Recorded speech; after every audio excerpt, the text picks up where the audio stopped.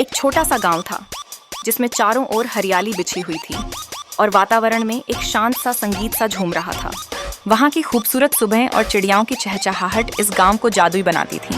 गौरी, एक सीधी सादी और हंसमुख लड़की, हर सुबह मंदिर जाती थी। फूल चुनते समय वह प्रकृति के साथ जुड़ी रहती थी। उसका प्यार भरा मन और खुले आसमान के नीचे चिड़ियों से बातें करते हुए दिखता था। फिर एक दिन अर्जुन शहर से गाँव आया।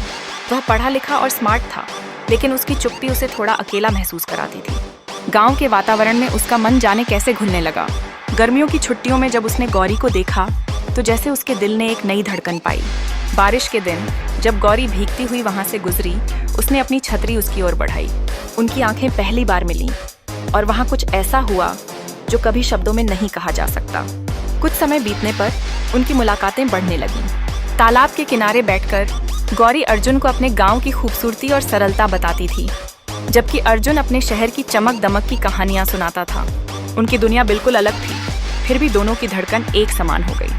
लेकिन जैसे जैसे समय बीतता गया, उनकी खुशियां एक कठिन सवाल का सामना करने लगीं। अर्जुन की वापसी का समय निकट आ रहा था। अर्जुन ने जाते समय गौरी से कहा, अगर तुम्हें मुझ पर यकीन है तो 1 साल इंतजार करना, मैं जरूर लौट कर आऊंगा।